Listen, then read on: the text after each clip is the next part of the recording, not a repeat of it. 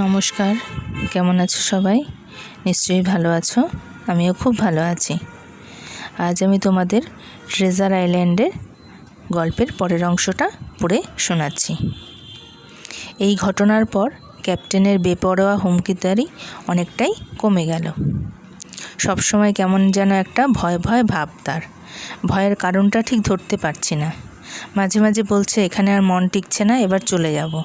Captain চলে গেলে আমাদের দুর্ভাবনা লাঘব হয় ঠিকই, কিন্তু আমাদের পাওনা টাকার কি হবে সে কথা একবারও মুখে উচ্চারণ করছে না সে। বাবা এদিকে বিছানায় পড়ে আছেন। দিন দিন তার অবস্থা অবনতি হচ্ছে। ডাক্তারও ভরসা দিতে পারছে না। এই পরিস্থিতিতে মা আর আমার দিশেহারা অবস্থা। তবু সাহস করে টাকার কথা শোনাতে পারছি না ক্যাপ্টেনকে। কে জানে কি কাণ্ড ঘটিয়ে বসবে আবার। ক্যাপ্টেন মাঝে মাঝেই শোনাচ্ছে চলে যাবে এবার। শুনে শুধু আশায় আশায় থাকছি, আমাদের এতদিনের টাকা না দিয়ে কি আর যাবে? ক্যাপ্টেনের যা চাহিদা সেই চাহিদা মিটিয়ে যাচ্ছি। দিন দিন আমাদের দেনার দায় বেড়ে যাচ্ছে, প্রায় দেউলে অবস্থা। মা আর আমি মিলে কোনো মতে সামলে চলেছি সরাইখানা, কিন্তু এভাবে আর কতদিন পারা যাবে জানি না। উপায় কিছুই মাথায় আসছে না আমাদের। সব কথা ডাক্তার লিভেসিকে জানালে একটা সুরাহা হয়তো হবে, কিন্তু তা করতে গেলে খেপে গিয়ে বজ্জাত ক্যাপ্টেন হয়তো খুনই করে বসবে আমাদের। দুঃখে, ক্ষোভে, হতাশায় আমরা যখন হাবুডুবু খাচ্ছি, এমন সময় ঈশ্বরের আশীর্বাদের মতো একটা ঘটনা ঘটল। নতুন এক পরিস্থিতির উদ্ভব হলো। রোজকার অভ্যাস মতো সেদিনও ক্যাপ্টেন ভোরবেলাতেই দূরবীন হাতে নিয়ে বেড়াতে বেরিয়েছিল। তার সকলের খাবারের জন্য টেবিল সাজাচ্ছি।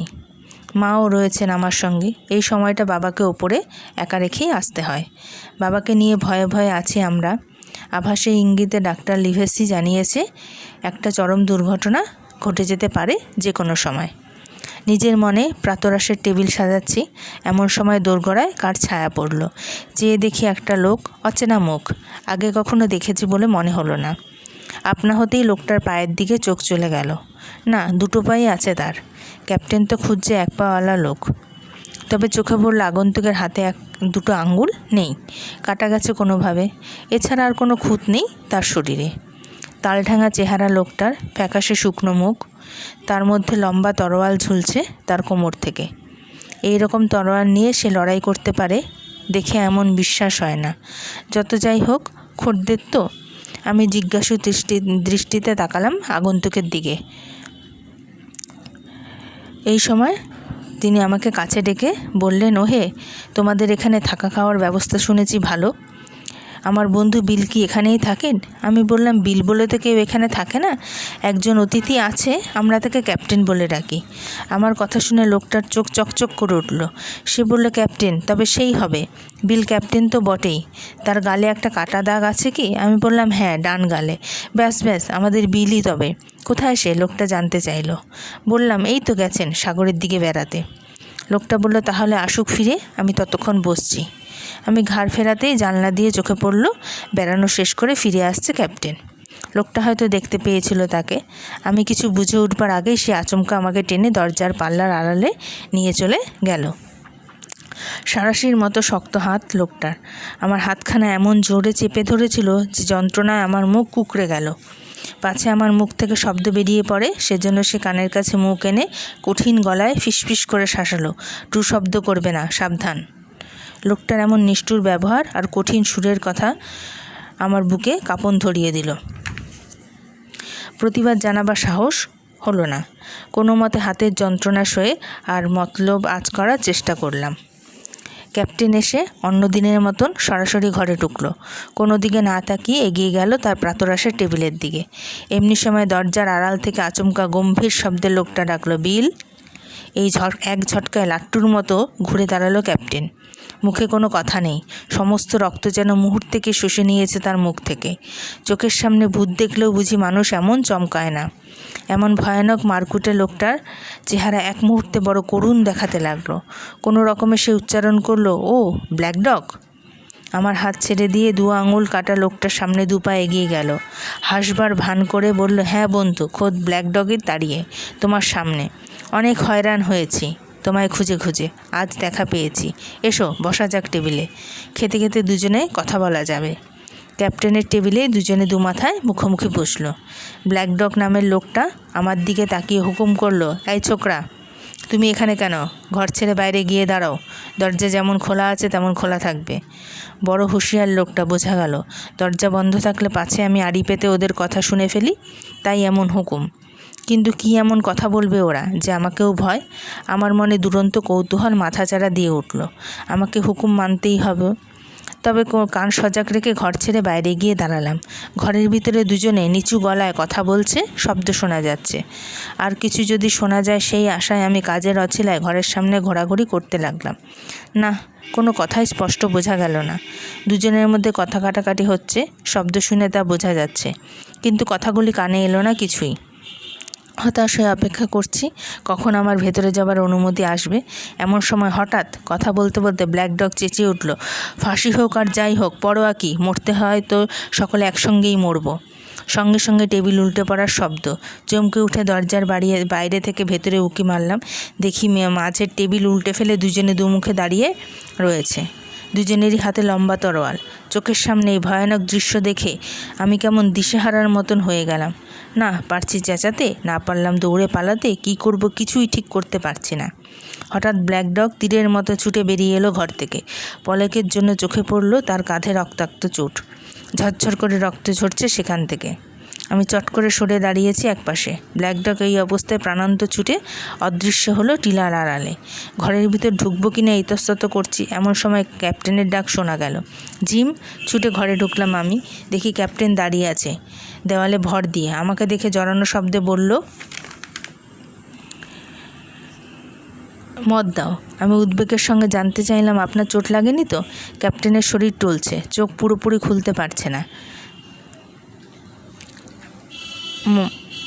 তার উপরে চোখ পুরোপুরি খুলতে পারছে না। কি হয়েছে ঠিক বোঝা যাচ্ছে না। আমি দেরি না করে পাশের ঘরে গেলাম। হঠাৎ আটকে উঠলাম বিকট শব্দে। ভারে কিছু পড়ার যেন শব্দ হলো। দৌড়ে বাসায় ফিরে এসে দেখি সর্বনাশ, ক্যাপ্টেন চিৎপাত হয়ে পড়ে গেছে মেঝেতে। ওপরে ঘর থেকে মাও বোধহয় ক্যাপ্টেনের পড়ে যাওয়ার আওয়াজ শুনতে পেয়েছিলেন। তিনি ছুটে এলেন নিচে। ক্যাপ্টেন মুখ ফাঁক করে জোরে জোরে নিঃশ্বাস টানছে। হাঁপড়ের মতন ফুলে ফুলে উঠছে তার বুক। বিকৃত ফ্যাকাশে মুখের চেহারা বড় ভয়ানক হয়ে উঠেছে। দেখে আমার তো ভয়ই হতে লাগলো। লোকটা না মারা যায়। মা খুবই মুচড়ে পড়লেন। বললেন, এখন উপায় কি হবে? এমন হলে কি করে? আমার মুখে সব কথা শুনে মা ভাগ্যকে দোষ দিতে লাগলেন। বারবার বলতে লাগলেন, হায় ভগবান, এমন বিপদে কেন ফেললে আমাদের? কোন দিক সামলাবো এখন? এদিকে তোমার বাবার বাড়াবাড়ি চলছে দুদিন থেকে। কি করব আমরা? ঈশ্বর বুঝি মায়ের করুণ হাহুতা শুনতে পেলেন। ঠিক সেইখানে আমাদের ওইখানে আসলেন ডাক্তার লিভেসি। বাবাকে দেখবার জন্য কিছুদিন থেকে মাঝে মাঝে আসতে হচ্ছিল ডাক্তার লিভেসিকে। বাবার জন্য তার উদ্বেগের শেষ নেই। এখন তাকে দেখে আমরা মা ছেলেতে যেন অকুলে কুল পেলাম। মা চেঁচিয়ে বলে উঠলেন, ডাক্তার, এই ভদ্রলোককে আগে দেখুন, কোথায় চোট লেগেছে আমরা বুঝতে পারছি না। ডাক্তার বললেন, ব্যস্ত হওয়ার কিছু নেই। ওর যে এই অবস্থা হবে আমি আগেই বুঝতে পেরেছিলাম, হুঁশিয়ারও করেছিলাম, কিন্তু আমার কথা শোনেনি। আপাতত ছোট্ট একটা অস্ত্রোপচার করতে হবে। ক্যাপ্টেনের শরীর থেকে লম্বা কোটটা সরিয়ে ফেলল, তার হাতের শিরা কাটবেন বলে। তখন ক্যাপ্টেনের আস্তিন গোটাচ্ছেন, এমন সময় এক অদ্ভুত দৃশ্য চোখে পড়ল। ক্যাপ্টেনের গোটা বাহু জুড়ে নানা রকম মুলকি আঁকা। হাতের উল্টো পিঠে লেখা রয়েছে বিল বোনস। আমার মনে পড়ল ব্ল্যাক ডগ বিল বলে সম্বোধন করেছিল ক্যাপ্টেনকে। এখন হাতের চামড়ার ওপরে লেখাটা আমি বুঝলাম ওটা ক্যাপ্টেনেরই নাম। কিন্তু এ সময় কোনো মন্তব্য করলাম না। ডাক্তারও দেখলাম খুঁটিয়ে উল্কিগুলি দেখলো। তিনি নিঃশব্দে তার কাজ করে চলেছেন। পকেট থেকে ছুরি বের করে ক্যাপ্টেনের হাতে একটা শিরা চিরে দিলেন। রক্ত গড়িয়ে মেঝে ভাসতে লাগলো। একদম বেহুশ ছিল না। শরীর থেকে অনেকটা রক্ত বেরিয়ে যাওয়ার পরে জ্ঞান ফিরে এলো ক্যাপ্টেনের। চোখ মেলে সামনে দেখতে পেল ডাক্তারকে। দারুণ ভয় ফুটে উঠল তার চোখে মুখে। আমার ওপর চোখ পড়তে যেন ভরসা ফিরে পেলেন ক্যাপ্টেন। ধীরে মৃদুস্বরে জিজ্ঞাসা করলেন, ব্ল্যাক ডগ কোথায়?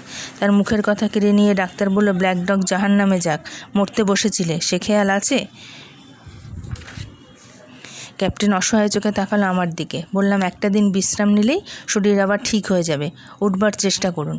ডাক্তার, আমি, মা তিনজনে মিলে ধরাধরি করে ক্যাপ্টেনকে উপরে নিয়ে গেলাম, শুইয়ে দিলাম তার ঘরে।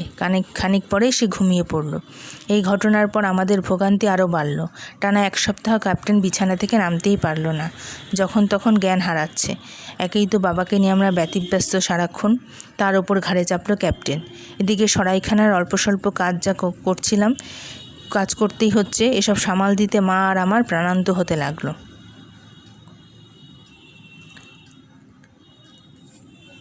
ছোট্ট ছোট্ট বন্ধুরা, আজ তাহলে গল্পের এতটুকু অংশই থাক।